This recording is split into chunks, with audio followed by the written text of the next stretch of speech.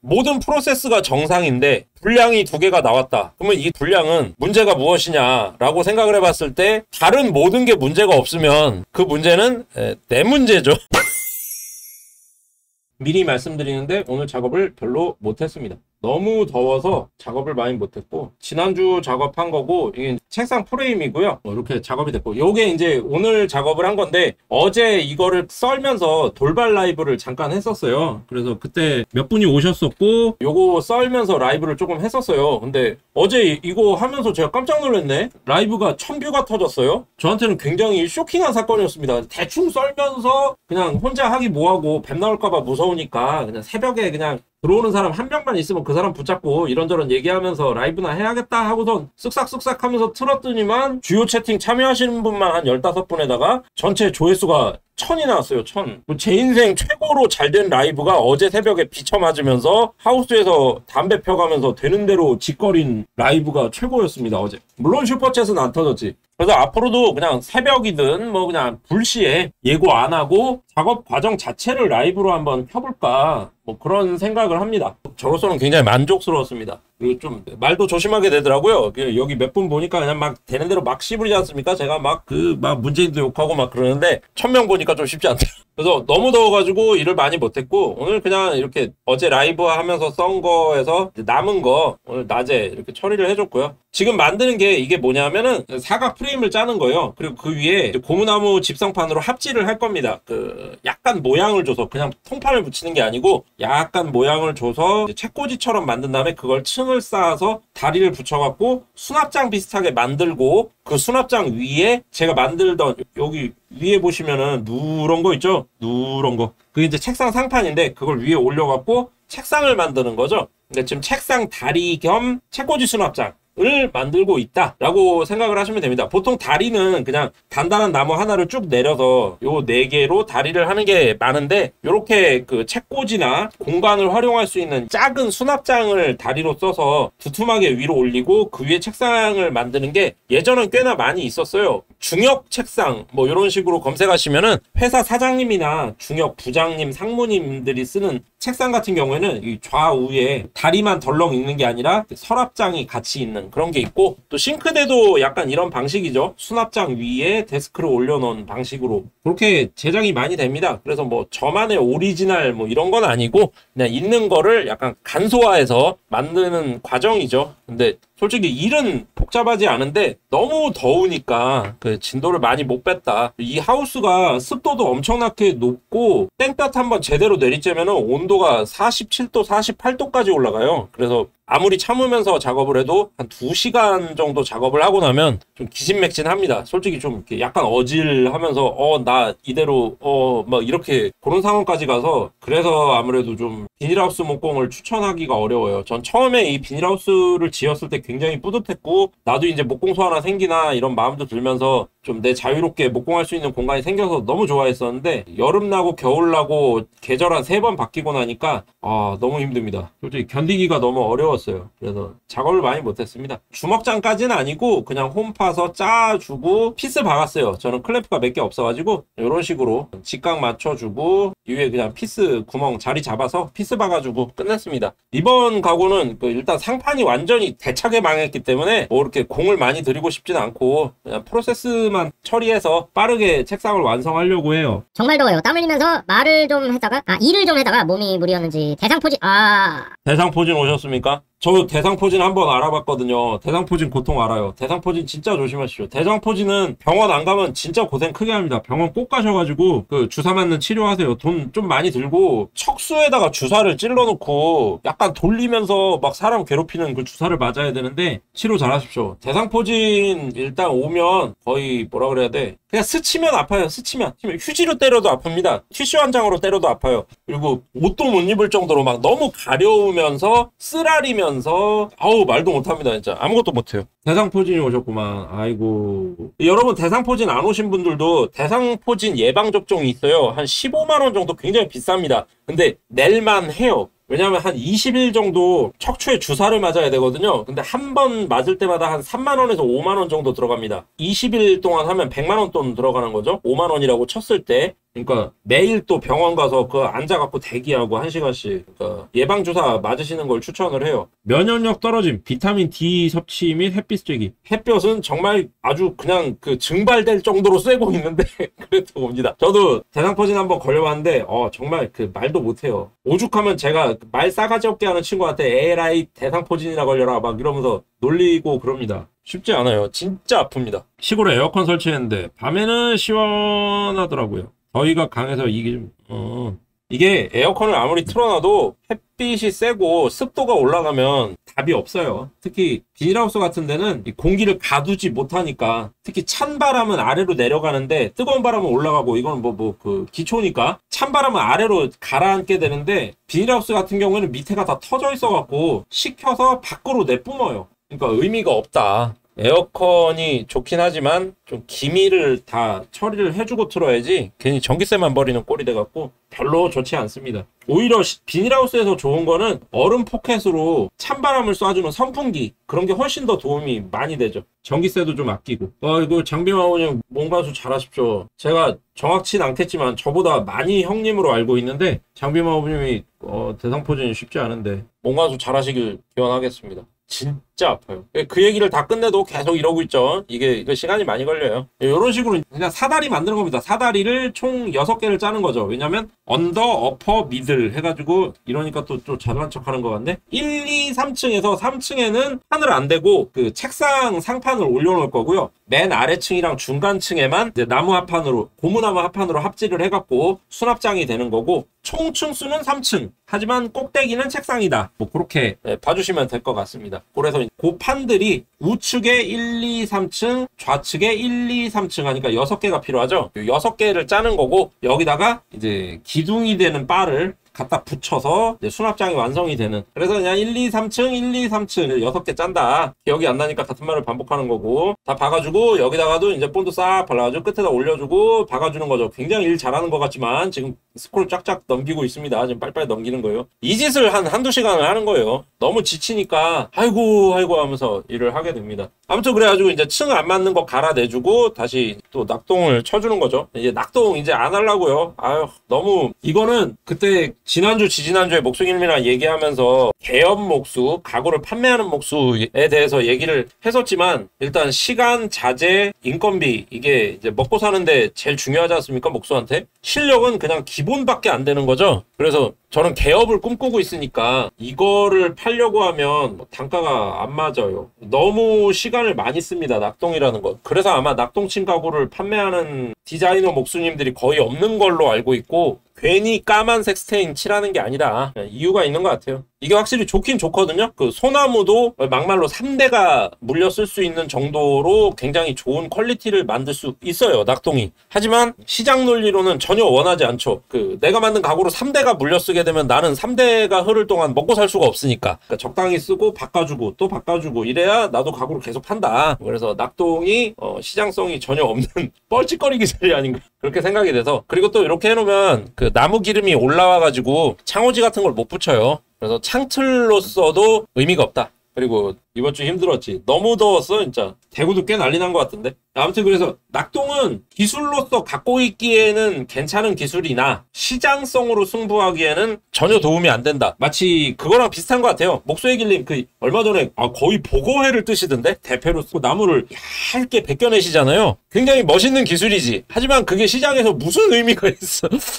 아무 의미가 없단 말이죠. 그냥 목수들끼리 이렇게 엊그제 대회까지 하셨다며 얇게 벗겨. 대패 고수 끝! 그걸로 시장에서 어떻게 승부를 볼 수 있는 게 전혀 없다 보니까 이 낙동도 마찬가지인 것 같습니다. 저는 이거를 조금 연말을 한다고 몇 달 동안 했었는데 시장성이 확보가 안 되는 것 같아요. 저는 돈을 많이 벌고 싶어서 낙동을 치기보다는 낙동처럼 보일 수 있는 스테인을 바르는 쪽으로 앞으로는 가지 않을까 싶습니다. 아니면 그냥 완성하고 살짝 모양만 내주는 정도로 그렇게 쓸 것 같고 어려운 것 같아요. 다들. 아무튼 아직도 하고 있죠. 이게 별 의미 없는 짓인데 이거를 또 한 1시간씩 해요. 이거를 하면 다 시간과의 싸움이다. 시간이 너무 많이 걸린다. 그리고 얼마 전에 보여드렸던 메탈 코팅 UV 니스 있잖아요. 그거를 지금 쓰고 있는데 굉장히 괜찮은 것 같습니다. 아직까지는. 티쿠릴라랑 비길 수 있는지는 겨울을 지내봐야 알 것 같아요. 그리고 제가 지금 여기 목소리 길림이 곰국같이 생겼다는 제 테이블 상판 거기에 메탈리스를 잔뜩 발라놨거든요. 좀 두툼하게 한 2mm 이상 두께로 잔뜩 발랐습니다. 그래서 이게 굳으면 제가 직접 써보면서 제 팔을 올리고 비비고 하면서 좀 끈적임이 발생하는지, 그 다음에 온도도 올렸다 내렸다 하면서 균열이 생기는지, 그 다음에 습을 먹었을 때 어떤지 뭐 이런 것들을 차차 쓰면서 얘기를 해보도록 하죠. 할 줄 알면 작업대용 캐파가 넓어지죠. 아, 작업 대응 캐파가 넓어져. 아, 맞아요. 그거 같아요. 제가 한때 엔드그레인 도마 하는 분들을 굉장히 공격했었어요. 그거는 엔드그레인 패턴은 아름다운 패턴이다. 그리고 체스판 같은 거 만들 때 반드시 필요한 기술이다.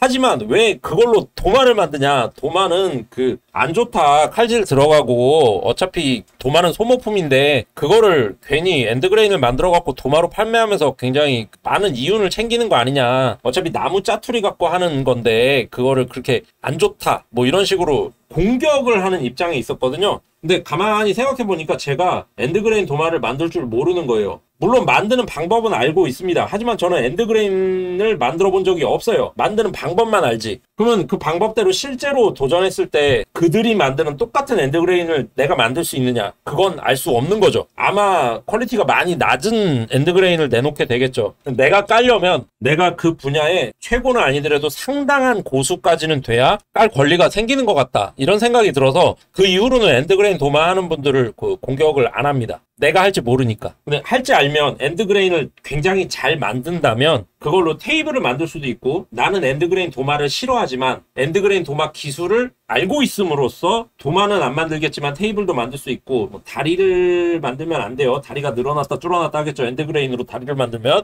그렇잖아. 또 한 1, 2년 전에 그 엔드그레인으로 다리 만들어 갖고 출품하신 분이 한 분 있었는데, 유튜버 중에.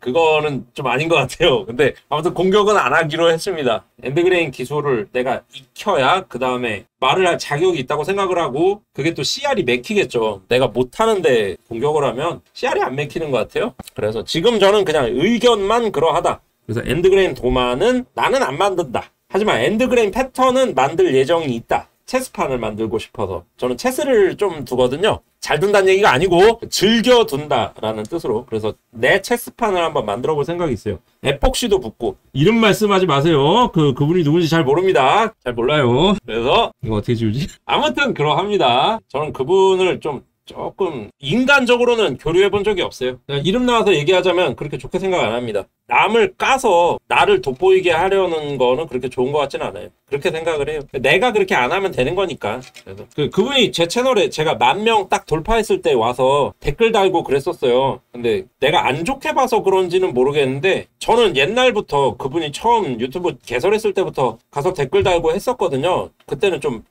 목수 유튜버가 귀해갖고 와서 댓글 달고 했었는데, 그때는 반응이 없으시다가 제가 10,000명이 넘어가니까 갑자기 약간 대우해준다는 듯한 그런 게 좀 그랬습니다. 그냥 유튜버 구독자 수가 뭐 그 사람의 인격이나 실력을 대변하는 게 아닌데 그렇게 행동한다는 게 좀 그랬어요. 저를 주시하고 있었다는 얘기잖아요. 그러면서 급은 대우는 안 해주고 취급은 안 해주다가 10,000명 넘으니까 10,000명 넘었네?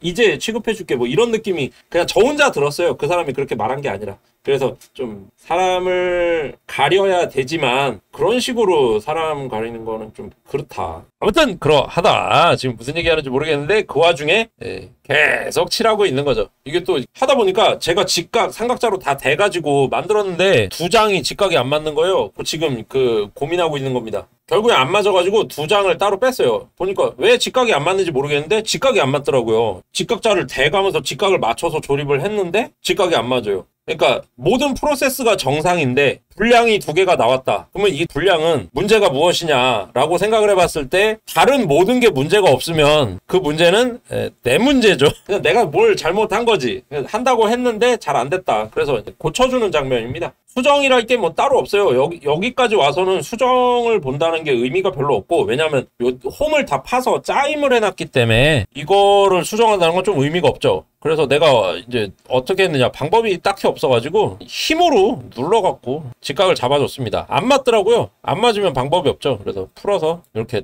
그냥 힘으로 눌렀어요. 네, 이렇게도 많이 합니다. 어쨌든 노가다에서는 뭐로 가도 서울만 가면 된다. 뭐 그런 게 좀 많이 통용이 되죠. 근데 이거를 이제 좀 부정부패 쪽으로 흐르게 되면은 그 순살 아파트도 짓고 막 그렇게 되는데, 저는 뭐 내 거 만드는데 자재 빼먹을 일은 없으니까, 그래서 좀 유도리를 부렸다, 예, 이렇게 봐주시면 될 것 같습니다. 힘으로 눌러갖고 그냥 다시 직각 맞춰줬죠. 이러면 아무래도 이렇게 미세하게 이렇게 틀어짐이 조금 있죠. 이렇게 딱 일자가 안 되고 이렇게 살짝 틀어지는. 근데 그거는 어쩔 수가 없어요, 그 부분은. 근데 왜 어쩔 수 없냐면, 이게 월넛이거나 느티나 뭐 그런 고급 자재였으면 용납이 안 됩니다. 이게 이렇게 틀어지면 그 다 대패로 쳐야 돼요. 이럴 때야말로 그 목소리 길님이 많이 쓰시는 얇게 떠내는 그런 대패 기술이 굉장히 빛을 발하게 되죠. 근데 저는 왜 그게 필요 없냐, 이게 소나무거든요. 소나무는 정각재를 내가 딱 맞춰놔도 1시간 있다 와서 재보면 틀어져 있습니다. 이게 신축이 너무 크고 좌우 휘어짐이 되게 많아요. 그래서 딱 안 맞춰도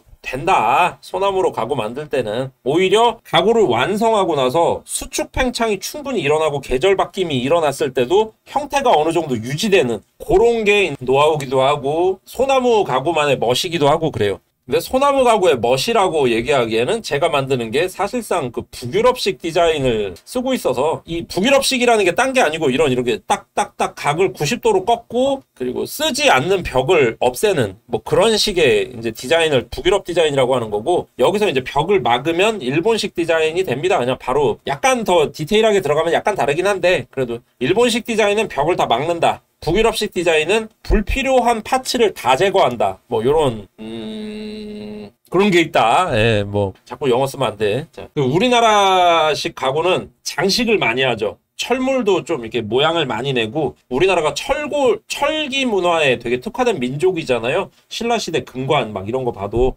그래서 우리나라는 그 철과 나무를 같이 섞어가지고 굉장히 장식적인, 굉장히 멋있는 가구를 만드는 그런 고가구 역사를 갖고 있는데, 그나마도 또 뭐 다 일제시대 지나가고 임진왜란 때 납치당하고 이러면서 많이 사라지긴 했지만, 그래도 우리나라 가구는 서양의 바로크 가구에 견줄 만큼 굉장히 장식적입니다. 네, 저는 장식적인 가구를 안 만들죠. 왜 안 만드냐? 일단 돈이 없고, 그 다음으로 그 정도의 그 갈고 닦을 숙련도가 없고, 그리고 그거 깎고 앉았을 바에야 다른 거 한 두세 개 만들겠다, 뭐 그런 또 실용성, 이건 그 무엇보다도 뭐 다 제끼고 돈이 없어요. 뭐 그 되게 잘 건조되고 관리가 잘 된 그런 오동나무, 느티나무, 소나무 이런 것들을 쓰거든요. 저는 그런 나무를 그 잘 구하기도 어렵고 비싸갖고 그냥 강목 끊어다가 만들고 있죠. 그러면서 이제 우기는 겁니다. 북유럽식이다, 쓸데없는 거지 뭐. 그래도 아직도 이제 니스 칠이 안 끝나서 계속 니스 칠해 주는 겁니다. 이게 한 번에 칠을 할 수가 없거든요. 왜냐하면 앞을 칠하고 뒤를 칠하면 뒤집어야 되잖아요. 그럼 뒤집으면 이 칠해놓은 면이 땅바닥에 닿으면 안 되니까 결국에는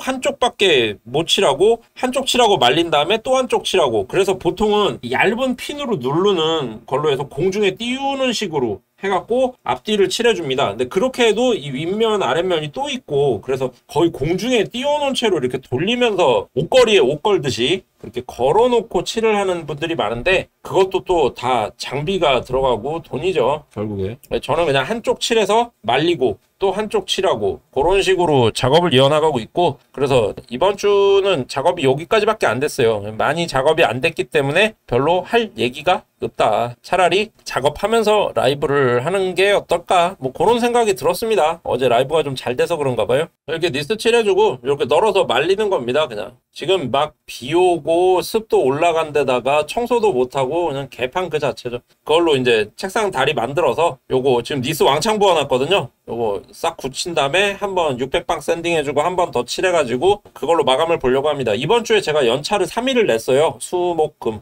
그래서 3일 작업을 해갖고 빨리 완성해서 치워버리려고요. 상판이 영 마음에 안 들게 나와갖고 자꾸 여기 시간 많이 쓰는 거는 좋지 않은 것 같습니다. 말복도 지나고 쳐서 들어가지 않았나요? 쳐서 들어갔으면은, 쳐서 들어갔나? 정확히 모르겠네. 이런 거에다가 공을 많이 들이고 싶지 않은데 너무 더워서 일을 진행을 못했거든요. 이번 짝은 진짜 미치겠다, 공부를 좀 많이 해야겠다, 뭐 이런 생각을 했죠. 그러니까 내가 원하는 걸 구현할 수 없다는 거는 손님이 주문해서 원하는 그 니즈를 만족을 못 시켜드린다는 얘기잖아요. 그러니까 좀 더 공부를 해야겠어요. 그래서 감동이아님이 보내주신 그 레진 아트에 대한 논문 그것도 좀 깊이 있게 좀 탐구를 해보고 하나하나 다 직접 해봐야겠다. 그래서 에폭시 레진을 지금 주문을 하려고 알아보고 있습니다. 근데 워낙에 너무 다양해가지고 보니까 저는 한 가지인 줄 알았거든요. 에폭시가 한 가지가 아니에요. 일단 수지형 에폭시, 제가 지금 여기 쳐 발라놓은 게 수지형 에폭시인데, 수지형 에폭시가 있는 반면에 또 뭐 폴리에스테르 레진이라는 게 있고 또 크리스탈 레진이라는 게 있고 뭐가 여러 가지가 있더라고요. 거기다가 2제형 에폭시, 3제형 에폭시, 그다음에 건조 시간에 따라서 12시간, 24시간, 56시간, 72시간, 그리고 또 뭘 섞어서 용제를 섞어갖고 그 시간을 더 늘릴 수도 있고 복잡합니다. 그거에 대해서 올해는 한번 쭉 에폭시를 한번 볼까? 저 이걸 망친 다음에 나 그냥 에폭시 안 할래 이렇게 생각을 했었거든요, 처음에. 근데 그러면 도망가는 거잖아요. 그러면 아무래도 저는 영원히 에폭시를 못 다루는 사람이 되겠죠. 그래서 사실 그 목소리 길님 계속 대패질 하시는 거 보고 처음에는 좀 그랬거든요. 와, 대단하다. 근데 좀 보다 보니까 그런 느낌 들었어요. 뭐 이 양반은 왜 계속 대패질만 하지? 그런 느낌이 들었단 말이죠. 뭐 딴 거 일이 없으신가, 뭐 왜 맨날 대패질인가 그랬는데 한참 더 지나서 계속 대패질 하시는 거예요. 막 한 1년 넘은 것 같은데. 그리고 나서 어느 날 보니까 이제는 거의 나무로 보고회를 뜨는 수준까지 오신 거죠. 0.007 마이크로미터까지 까셨나요, 이번에? 그거 보는 순간에 그렇구나. 좀 또 깨달음을 얻었습니다. 저는 목소리 길림을 통해서 되게 깨달음을 많이 얻었어요. 근데 이번에도 좀 그랬던 게, 역시 사람이 뭘 시작을 했으면 어느 정도 경지까지는 올라간 다음에 포기를 해도 포기를 해야 된다. 이제 하다가 어렵다고 포기해버리면은 그냥 나는 그거를 안 하니만 못한 거죠. 해봤는데 못하는. 뭐 운이죠. 그게 또 그 나무도 좋아야 되잖아요. 그러니까 목소리 실력도 있어야 되지만 나무도 좋아야죠. 이게 잘 건조되고 뭐 그런 게 있죠. 일본에서 그 대회가 있어요. 이만한 이런 큰 대패. 우리가 쓰는 대패는 이렇게 잡잖아요. 이렇게 잡고 당기잖아요. 근데 이렇게 두 손으로 잡고 이렇게 당기는 대패가 있습니다. 쫙 당기고 보조하는 사람이 앞에서 톱밥을 들고 뒤에서는 또 카메라로 찍으면서 막 이렇게 따라가고 한 3-4명이 이렇게 쫙 당기는 국제대회가 있어요. 일본의 대패대회. 거기서 그 대상 타면은 뭐 가문의 영광이고 그런데 그거 가지고 욕하는 사람 많고, 저는 또 일본을 약간 귀엽게 보는 사람이지 않습니까? 그래갖고 쟤네들은 왜 저 짓을 하나, 참 쓸데없는 짓 한다 이러면서 좀 안 좋게 봤었거든요. 그 대패 하는 거에 대해서. 근데 그게 무엇이건 어느 정도 경지에 이르른 다음에, 아까 그거랑 똑같습니다. 아까 그 엔드그레인 도마라 어느 정도 경지에 올라간 다음에 그 사람이 이건 좀 별론 것 같아요 라고 얘기하면 오히려 임팩트가 있는데, 할 줄 모르는 사람이, 저 같은 사람이 그거 왜 하지? 이러면은 그냥 까대는 거밖에 안 되지 않나. 그래서 어느 정도 올라갈 필요가 있다. 그래서 저는 남은 올해 시간 동안 에폭시를 한번 제대로 해볼까 그런 생각이 들었어요. 또 에폭시를 하면 엔드그레인 패턴에도 에폭시를 많이 치니까. 그래서 이 데스크를 빨리 처리하고, 얘는 이미 망한 거 어쩔 방법이 없으니까 이걸 집어치우고 빨리 해버리고, 에폭시 레진을 사서 감동이아님이 보내주신 자료를 토대로 공부를 해서 에폭시를 좀 파서 올해는 에폭시 레벨을 좀 올려봐야겠다. 그런 생각이 많이 들었습니다. 올해 계획인 거죠. 현재 파악된 정보는 나무 상태, 작업대 고정 상태. 작업대도 고정이 필요하구나. 날끌, 대패 집 세팅, 대패 바닥 평, 목재 평, 자세, 호흡, 젠장. 혹시 그 대패도 그거 중요한가요? 복압을 유지하면서 이렇게 당겨야 되나요? 요즘에 제가 헬스 하는데 원루기가 알려주더라고요. 이게 사라레라 그러죠. 사이드 레터럴 레이즈. 이거 하는데 복압을 유지하면서 하래요. 저는 스쿼트 할 때만 복압을 유지했는데 사라레도 복압을 유지하라네? 이거 덤벨 이거 하나 드는데 복압을 유지하라? 그랬는데 복압 유지해 보니까 자극이 다르다. 확실히 그 해본 사람한테 배워야 되고 전수를 받아야 된다, 그런 생각이 많이 들었습니다. 뭔가 유지 뭔가 복압을 목세 길림도 알잖아요. 목세 길림도 복압 유지하는 거 알 거 아니에요. 태권도 4단까지 하셨던 분인데 운동 안 해본 분이 아니잖아요. 이게 호흡이 진짜 나는 호흡이 그렇게 중요한지 잘 몰랐어요. 왜 100m 선수들 호흡 안 하잖아요. 100m 뛰는 동안. 100m는 무산소 운동이잖아요. 제가 했던 운동도 저도 단증이 있는 사람이긴 한데, 그럴 때 숨 쉬지 말라 그러거든요. 뭐 이렇게 들쳐서 이렇게 할 때 숨 쉬지 마! 막 이러는데, 저는 숨을 쉬는데 많이 혼났었는데, 숨을 참았을 때 순간적으로 낼 수 있는 폭발력이랑 숨을 쉬면서 나오는 힘은 또 다르다. 이 갭이 굉장히 큽니다. 그런 게 하면서도 좀 있는 것 같아요. 톱질할 때도 왜 그 숨 쉬는 거 따지고 그러는 사람이 있거든요. 내릴 때는 숨을 참고 또 쉬고 뭐 그렇게 하는 사람들이 있어요. 어렵게 하는 사람들. 그냥 저는 어때? 막 이러면서 했는데 어제도 그 톱질하면서 방송했거든요. 톱질 방송 게릴라 라이브 하면서. 근데 거기도 어떤 분이 오셔가지고 그 톱질 위험하게 한다. 뭐 저 톱질하는 거 보소 크크 뭐 이런 댓글이 몇 개 있었어요. 근데 그분이 어떤 분인지 모르니까 또 악플로 안돼 이러고 말았는데 뭔가 진짜로 제대로 배우고 제대로 하는 사람과 저처럼 야매로 하는 사람은 뭐가 달라도 좀 다르겠죠. 그래서 한번 제대로 한번 가볼 생각이 생겼습니다. 그러니까 지금 생각하는 건 1단계 목표가 2개가 생겼어요. 하나도 힘든데 2개를 어떻게 할지 모르겠지만은 저는 노후 준비에 되게 관심이 많아가지고 계속 펀드 들고 주식 사고 이러거든요. 버는 돈도 다 노후에 막 그러면서 노후를 준비하고 번 돈의 일부를 노후에 넣고 지금 쓸 돈을 따로 빼놓고 뭐 이런 식으로 막 재무 관리에 되게 신경을 많이 쓰는데 그런다고 내가 수십억을 벌었냐? 그렇진 않습니다. 뭐 남들이랑 거의 수준이 대동소이해요. 그래 놓으니까 괜히 그거에 신경 쓰느니 1차적으로 목공소를 하나 차리든가 인수하든가 해야겠다. 그런 생각이 들었어요. 그래서 아마 앞으로 제가 그 돈에 환장한 듯한 모습을 보일 수도 있습니다. 왜냐하면 모아놓은 게 얼마 없어서 공장을 사려면 이 공장이라는 거 굉장히 비쌉니다. 이 아파트랑은 또 달라서. 그래서 굉장히 뭐라고 할까 그 2주 전에 목수의길님 그 공방 가서 본 것도 있는데 그런 진짜 건물에 들어가 있는 공방을 하나 차리든가 인수하든가 해야겠다. 그런 목표가 하나 생겼어요. 그리고 두 번째 목표가 이 에폭시를 한번 정복을 해보자. 완전 끝판왕까지는 아니더라도 내가 딱 내놨을 때 사람들이 오 얼마예요? 할 수 있는 그 정도까지는 한번 퀄리티를 올려보자라는 생각이 들었어요. 저는 거의 니스랑 다를 바 없이 에폭시를 써왔거든요. 그러면서 몇 개 만들어봤다고 나 에폭시 쓸 줄 안다고 생각을 했는데 그렇지 않은 것 같습니다. 저는 한동안 에폭시를 드립하겠다. 그리고 에폭시 건들이 또 이 조회수가 괜찮더라고요. 이쁘게 잘 만들어 놓으면. 그래서 에폭시를 한번 파보자. 뭐 그런 생각이 드는 한 주였습니다. 만든 건 별거 없고 이번 주에는 생각을 너무 많이 해가지고 그래서 말만 많은 거죠.